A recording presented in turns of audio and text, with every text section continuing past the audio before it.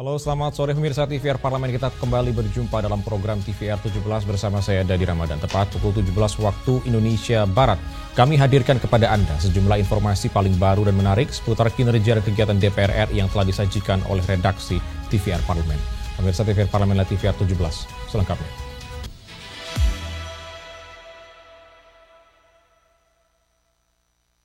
Pemirsa, terkait banyaknya celah korupsi dan pungutan liar pada proses pengurusan lahan dengan tata birokrasi berjenjang, Komisi 2 DPR RI meminta Kantor Pertanahan Sumatera Barat gencarkan sosialisasi terkait penetapan tarif pengurusan tanah. Dalam proses pengurusan lahan dengan tata birokrasi berjenjang, memiliki celah korupsi dan pungutan liar pada masyarakat. Komisi 2 DPR RI meminta Kanta Sumbar menggencarkan sosialisasi terkait penetapan tarif pengurusan tanah. Anggota Komisi 2 DPR RI Ahmad Heriawan menilai, untuk menghapus celah kasus pungutan liar, harus ada ketegasan dari Kementerian ATR BPN setempat untuk mensosialisasikan biaya layanan pertanahan yang masyarakat butuhkan. Ahmad Heriawan juga menekankan, tenggat waktu proses pelayanan juga harus disampaikan pada masyarakat, jangan sampai ada perbedaan yang menimbulkan kecurigaan dan konflik di lapangan. Tarif yang harus sangat amat jelas pada saat ada pelayanan pertanahan. Masyarakat katakanlah mau mendaftarkan lahannya untuk disertifikasi sehingga jadi SHM, atau pada saat ada jual beli ada pengalihan nama dari nama si penjual kepada nama pembeli, itu harus sangat amat jelas, baik jelas tarifnya, berapa biayanya, terbuka bagi masyarakat, maupun kejelasan harinya, ada target waktu ya. Jangan sampai ngurus sertifikat dari mulai awal sampai akhir, syarat-syarat sudah lengkap tapi target waktu nggak dijelaskan. Ada yang 3 bulan, ada yang 4 bulan, ada yang setahun. Itu saya kira yang ditunggu oleh masyarakat. Masyarakat ingin hak-haknya itu betul-betul dibela dan dilindungi oleh negara lewat. Ahmad Heriawan juga menyoroti pentingnya Kementerian ATR BPN memiliki satu peta pertanahan yang utuh terkait pembagian lahan yang dapat dimanfaatkan untuk kelestarian alam, tempat tinggal masyarakat, maupun lahan komersil. Dari Padang, Sumatera Barat, Anggun Oktarini, TVR Parlemen, melaporkan. BKSAP DPR RI terima delegasi Parlemen Belanda dalam rangka mempererat hubungan bilateral di berbagai sektor antara Parlemen Indonesia dan Belanda, khususnya di bidang ekonomi dan budaya. BKSAP DPR RI terima delegasi Parlemen Belanda dalam rangka mempererat hubungan bilateral di berbagai sektor antara Parlemen Indonesia dan Belanda, khususnya di bidang ekonomi dan budaya. Ketua BKSAP DPR RI Mardani Alisera mengatakan, dirinya optimis atas peluang kerjasama strategis antar kedua negara untuk ditingkatkan, mengingat saat ini kapasitas Belanda sebagai eksportir pertanian terbesar di dunia, sekaligus memiliki kualitas pendidikan yang unggul. So harapan kita dari pertemuan ini ada kolaborasi antara Parlemen Indonesia dengan Parlemen Belanda, wabil khusus dalam peningkatan kapasitas dan efektivitas pelaksanaan program-program DPR di lapangan. Satu yang menarik, mereka memandang Indonesia itu sama besarnya seperti Amerika dan Cina, dia bilang. Saya tadi sebut we live in Rome with 2 elephants, dengan 2 gajah. No, ya, Indonesia is also an elephant. Kita juga besar seperti Uni Eropa dan kita harus membangun arus baru yang basisnya adalah demokrasi, perdamaian, diplomasi, kemajuan bersama, bukannya saling melemahkan, menegasikan seperti yang terjadi saat ini. Terkait kondisi geopolitik serta menghadapi tarif impor yang dikenakan Amerika kepada Indonesia saat ini, Parlemen Belanda mengusulkan agar negara-negara ASEAN yang terkena tarif impor melakukan diplomasi secara kolektif sebagai satu tim, sehingga lebih efektif dalam bernegosiasi. Dodi, TVR Parlemen, melaporkan. Di tengah pencapaian realisasi anggaran pendapatan dan belanja negara tahun anggaran 2024 yang baik, anggota Komisi 11 DPR RI Haris Turino meminta pemerintah tetap menindaklanjuti 14 temuan Badan Pemeriksa Keuangan terkait laporan keuangan negara tahun 2024. Di tengah pencapaian realisasi Anggaran Pendapatan dan Belanja Negara atau APBN tahun anggaran 2024, anggota Komisi 11 DPR RI Haris Turino meminta pemerintah untuk tetap menindaklanjuti 14 temuan Badan Pemeriksa Keuangan terkait laporan keuangan negara tahun 2024. Haris meminta pemerintah untuk segera menindaklanjuti hasil temuan tersebut dan memastikan penyelesaiannya dengan mengambil tindakan korektif yang efektif, agar tidak terulang pada pelaksanaan APBN tahun berikutnya. BPK juga telah melakukan pemeriksaan atas LKPP tahun 2024 dan memberikan opini bahwa laporan keuangan tersebut telah menyajikan secara wajar atau WTP, wajar tanpa pengecualian. Suatu catatan yang merupakan komitmen untuk menyelenggarakan keuangan negara secara tertib dan taat pada peraturan perundangan. BPK juga telah menyampaikan 14 permasalahan terkait dengan kelemahan pengendalian intern, ketidakpatutan terhadap ketentuan peraturan perundangan, serta rekomendasi yang wajib ditindaklanjuti oleh pemerintah. Atas temuan permasalahan tersebut, fraksi PDI Perjuangan berpendapat pemerintah harus segera menindaklanjuti temuan-temuan permasalahan tersebut dan memastikan penyelesaiannya. Haris menegaskan, DPR RI harus memastikan APBN telah dijalankan sesuai amanat konstitusi dan undang-undang, yakni memberikan sebesar-besarnya kemakmuran rakyat, sehingga pemerintah harus memberikan penjelasan atas sasaran pembangunan tahun 2024 yang tidak tercapai. Andini Putri, TVR Parlemen, melaporkan. Pemirsa, tol Kayu Agung yang seharusnya menjadi jalur penghubung penting di Sumatera Selatan dinilai belum layak digunakan. Terdapat banyak keluhan mulai dari kondisi jalan yang bergelombang dan rusak hingga minimnya fasilitas keselamatan. Informasi selengkapnya akan kami hadirkan saat lagi, tetaplah bersama kami di TVR 17.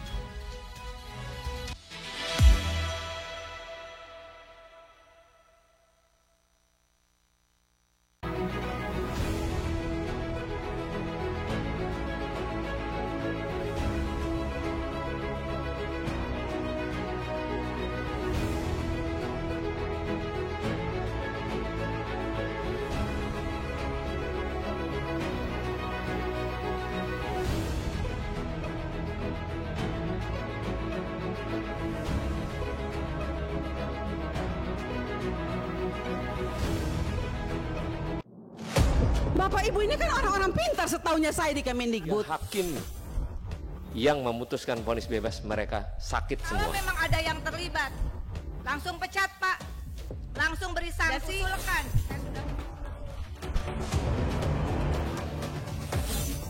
Saksikan dari ruang sidang hanya di TVR Parlemen.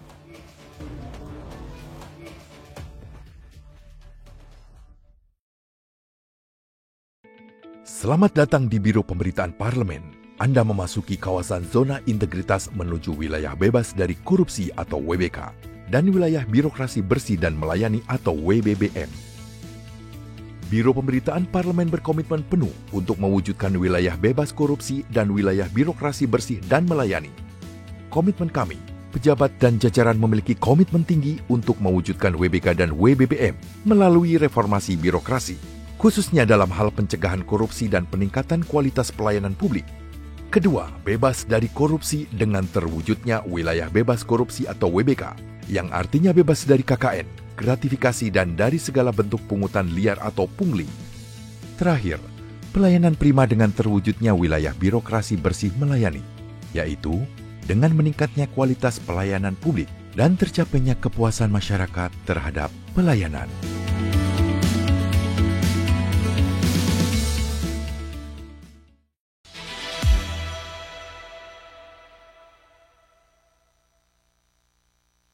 Kembali di TVR 17, pemirsa, jalan tol merupakan kebutuhan penting bagi masyarakat urban, terutama dalam menunjang mobilitas dan aksesibilitas yang efisien, serta mendorong pertumbuhan ekonomi dan pengembangan wilayah.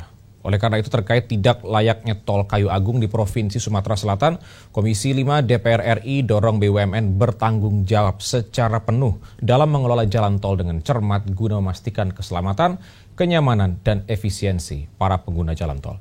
Dan berikut kita simak liputan mendalam yang telah dikemas oleh tim redaksi TVR Parlemen dalam segmen Lensa Parlemen. Berikut ini.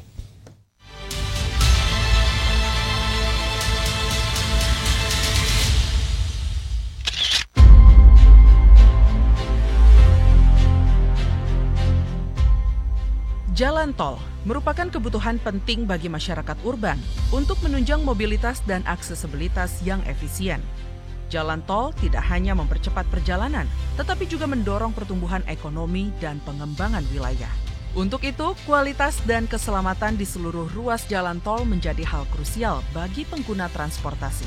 Dalam rangka menjalankan fungsi pengawasan terhadap infrastruktur dasar masyarakat perkotaan, Komisi 5 DPR RI meninjau ruas jalan tol Kayu Agung di Provinsi Sumatera Selatan yang dinilai belum memenuhi standar pelayanan minimum dan lemahnya pengawasan pembangunan jalan tol. Sehingga jalan tol Kayu Agung menjadi rusak dan bergelombang. Untuk menjamin keselamatan pengguna jalan, rambu dan lampu jalan harus segera dipasang dan membuka exit tol Kayu Agung secepatnya. Masyarakat itu mengguna jalan tol itu karena dia berbayar, dia mendapat pelayanan yang lebih baik daripada jalan yang reguler ya, yang tidak berbayar gitu. Nah, tapi kenyataannya beberapa ruas jalan memang standar sebagai jalan tol rasanya belum sampai kepada tahap tadi yang saya sampaikan. Yang harusnya semuanya itu kan harus diperhitungkan untuk kelayakan. Dalam tinjauan tersebut, Komisi 5 DPR RI banyak menemukan ketidaksesuaian pengelolaan standar pelayanan minimal di ruas jalan tol Kayu Agung. Badan Pengelola Jalan Tol atau BPJT harus membenahi semua kriteria agar memenuhi standar keselamatan dan kenyamanan pengguna. Selain itu, kesalahan konstruksi exit tol Kayu Agung harus segera dievaluasi dan dilakukan perbaikan. Ada beberapa exit yang memang sejak pembangunan jalan tol ini itu bersamaan. Peresmian itu sudah ada, tetapi exit itu tidak digunakan karena ada yang tidak beres di situ menurut kami, ya kan? Mungkin kesalahan konstruksi dan sebagainya. Maka itu tidak dan sekarang mau direkonstruksi baru exit itu. Ini kan sudah pemborosan. Jadi kalau kerugian itu kerugian negara. Komisi 5 DPR RI menegaskan, BUMN harus bertanggung jawab secara penuh untuk mengelola jalan tol dengan cermat agar tidak menimbulkan kesalahan konstruksi yang berdampak pada kerugian negara. Seluruh ruas jalan tol di Indonesia harus memenuhi SPM agar meningkatkan pelayanan kepada pengguna jalan tol, memastikan keselamatan, kenyamanan, dan efisiensi dalam berkendara.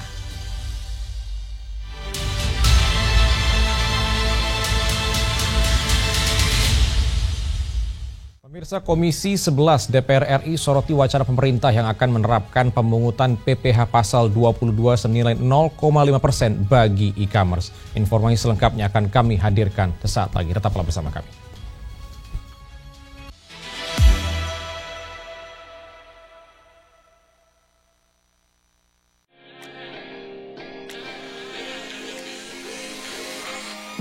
Kalau awal mula terjun ke dunia politik, karena saya ini sejak tahun 2000 jadi pilihannya Bu Mega, Presiden kelima, untuk menjadi perancangnya beliau.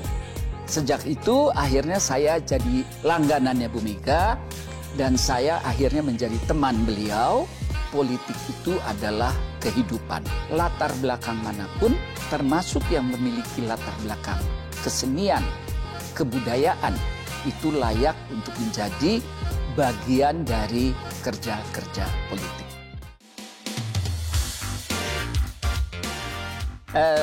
Ini adalah kostum-kostum yang saya bikin untuk film Tenggelamnya Kapal Van der Weyck. Ya, dan yang menurut saya menarik dari film ini karena di tampilan film Tenggelamnya Kapal Van der Weyck kita melihat kostum-kostum tradisi, pada saat bersamaan kita melihat kostum-kostum internasional. Hanya di TVR Parlemen.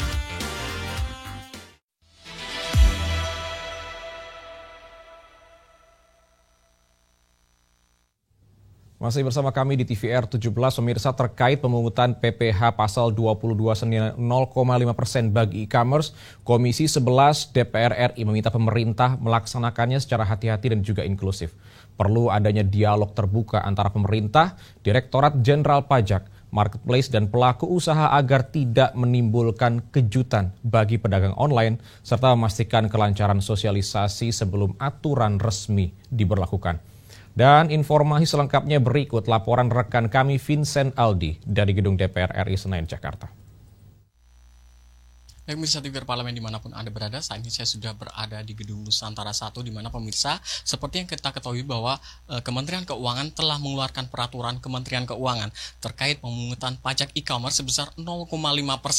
Dan pemirsa, hal itu ditujukan bagi usaha digital yang beromset 500 juta ke atas. Lantas bagaimana dari DPR RI menyikapi hal tersebut? Dan untuk membahasnya telah bergabung bersama saya salah satu anggota Komisi 11 DPR RI, yaitu Bapak Erik Hermawan dari fraksi Golkar. Pak, bagaimana DPR RI menyikapi wacana tersebut, Pak? Saya rasa peraturan pemerintah yang dikeluarkan oleh Menteri Keuangan itu hal yang wajar dan memang sudah ada sebelumnya.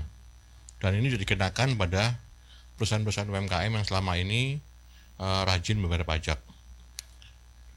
Adapun pengenaan terhadap barang-barang e-commerce yang ada di platform-platform digital memang baru akan diberlakukan. Ini mengingat bahwa selama ini belum pernah dilakukan.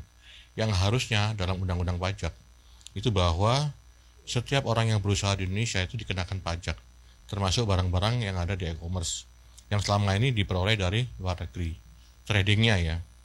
Nah, tinggal ini sosialisasinya yang agak mepet. Harusnya pemerintah memberikan jeda, misalnya 6 bulan atau 1 tahun, untuk mensosialisasikan kepada pengusaha platform digital, seperti Shopee, seperti Bukalapak, dan juga mengumpulkan beberapa masyarakat yang berdagang di e-commerce tadi. Sehingga tidak ada kejutan bagi pedagang e-commerce untuk dikenakan potongan sebesar 0,5%. Oke, Pak. Bapak tadi juga menyampaikan bahwa untuk memberikan jeda terlebih dahulu, Pak, ya, karena sosialisasi yang kurang. Pak, lantas bagaimana DPR memastikan nantinya aturan tersebut tidak mematikan ekonomi digital kita, Pak? Saya rasa ekonomi digital tidak akan mati dan bahkan bertumbuh pesat. 0,5% saya rasa tidak terlalu besar, dan ini menurut saya cukup kompetitif dibandingkan negara-negara lain. Untuk itu pemerintah hanya perlu memberikan satu jeda, yang kedua memberikan insentif baik berupa kemudahan untuk pinjam baik KUR maupun pinjaman yang sifatnya fleksibel untuk kawan-kawan yang ada yang dan berusaha di platform digital. Oke, Pak, langkah ke depan dari DPR RI untuk mengawal peraturan itu seperti apa, Pak, ke depan? Mungkin ke depannya DPR RI akan coba diskusi dan memanggil Kementerian Keuangan, terutama di pajak, untuk memberikan beberapa masukan agar perjalanan 0,5% ini smooth dan diterima oleh masyarakat. Pak, apabila nanti terbukti nih, Pak, nanti ke depan apabila sudah dilaksanakan, itu terbukti bahwa ini negatif atau kurang terhadap iklim lokal maupun khususnya bagi konsumen, karena bisa juga ada kemungkinan untuk pelaku usaha itu menaikkan harga-harga karena juga berimbas dari naiknya adanya pajak ini. Bagaimana Pak melihat, Pak? Dan memang kalau menurut saya 0,5% saya rasa tidak terlalu besar karena kecil dan harga juga tidak terlalu naik, kecuali kenaikannya 10%, 12% seperti PPN yang kemarin sempat dibantu oleh Komisi 11, tetap di Komisi 11%.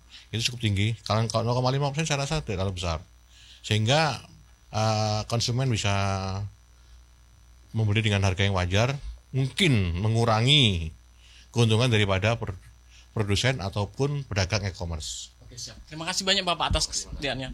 Selamat bertugas kembali, Bapak. Baik pemirsa, demikianlah wawancara saya dengan salah satu anggota Komisi 11 terkait dengan wacana berlakunya pajak e-commerce 0,5%. Terima kasih atas perhatian Anda dan saya kembalikan ke rekan saya di studio.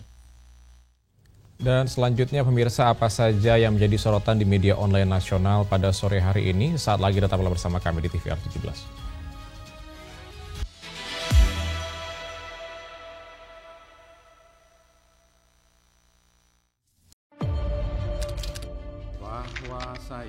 Bahwa saya demi Allah saya bersumpah dan seadil-adilnya periode keanggotaan DPR RI hingga saat ini, yaitu terdapat 126 undang-undang yang telah selesai dibahas DPR RI.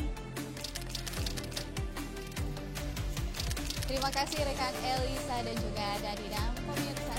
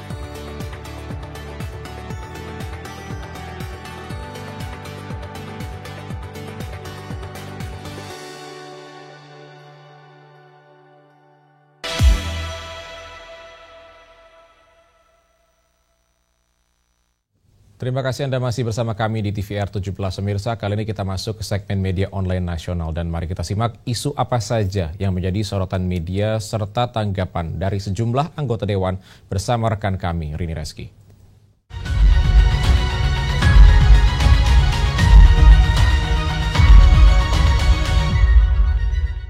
Baik, terima kasih rekan Dadi dan pemirsa, selamat sore. Kita masuk ke segmen media online. Tentunya berita pertama yang menjadi headline di media online pada sore hari ini yaitu mengenai Ketua BKSAP DPR RI di sini mengapresiasi sikap diplomatis Prabowo di KTT BRICS 2025. Kita lihat pemirsa di layar kaca. Baik, di sini Presiden Republik Indonesia yaitu Prabowo Subianto menghadiri konferensi tingkat tinggi BRICS 2025 di Brazil yang menegaskan posisi Indonesia sebagai negara yang aktif dan juga berkomitmen dalam mendorong kerjasama global yang adil, tentunya inklusif dan juga berkelanjutan. Di sini pemirsa, kerjasama antar parlemen DPR RI yaitu Mardani Alisera turut memberikan apresiasi atas partisipasi aktif Presiden Prabowo dalam forum internasional tersebut. Dan dalam forum ini telah disepakati sebuah Leaders Declaration yang membuat komitmen bersama dalam memperkuat multilateralisme. Dan juga di sini memelihara perdamaian dunia, mendorong kerjasama ekonomi lintas kawasan, serta mempercepat agenda pembangunan berkelanjutan. Juga pemirsa, kehadiran Indonesia dalam KTT BRICS merupakan langkah positif yang memperkuat posisi strategis Indonesia di tingkat global, sekaligus mencerminkan semangat kepemimpinan dan juga merangkul, membangun jejaring kemitraan yang luas. Kita beralih ke berita selanjutnya yang juga menjadi headline di media online, yaitu mengenai KPU dan juga Bawaslu Republik Indonesia harus menggelar pendidikan politik khusus bagi pemilih pemula. Kita lihat kembali di layar kaca. Baik, di sini Wakil Ketua Komisi 2 DPR RI, yaitu Dede Yusuf, mengungkapkan pentingnya pendidikan politik yang harus digelar oleh penyelenggara pemilu, yakni Komisi Pemilihan Umum dan juga Badan Pengawas Pemilihan Umum. Dan pendidikan politik dan juga pemahaman terkait hak-hak demokrasi dibutuhkan guna meningkatkan angka partisipasi pemilih generasi muda pada pemilu mendatang, juga dinilai sangat urgent dan krusial. Di samping itu, di era digital dengan berbagai platform media sosial, jangan sampai pemilih pemula hanya mendapatkan informasi dari media sosial. Tetapi generasi muda yang belum diberikan pendidikan politik atau pemahaman hak-hak demokrasi dikhawatirkan dapat mempengaruhi angka partisipasi pemilih di 2029 atau 2031 mendatang. Baik pemirsa, itu tadi headline di media online pada hari ini yang saya sampaikan terkait dengan Ketua BKSAP. Mengapresiasi sikap diplomatis Prabowo di KTT BRICS 2025, juga KPU dan juga Bawaslu harus gelar pendidikan politik khusus bagi pemilih pemula. Sekian dari saya Rini Reski, kembali ke rekan Dadi. Terima kasih, selamat sore.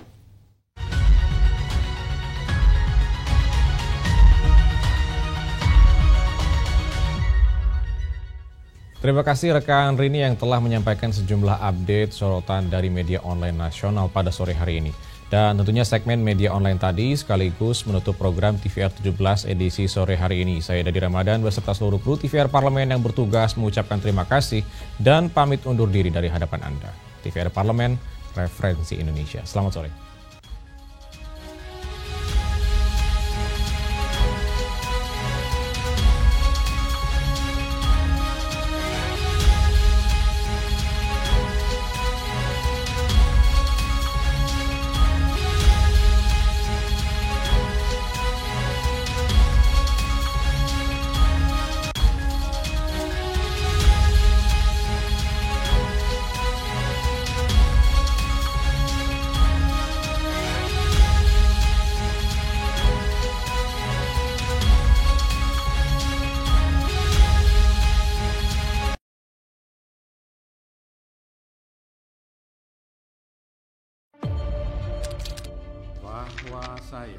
bahwa saya demi Allah saya bersumpah dan seadil-adilnya periode keanggotaan DPR RI hingga saat ini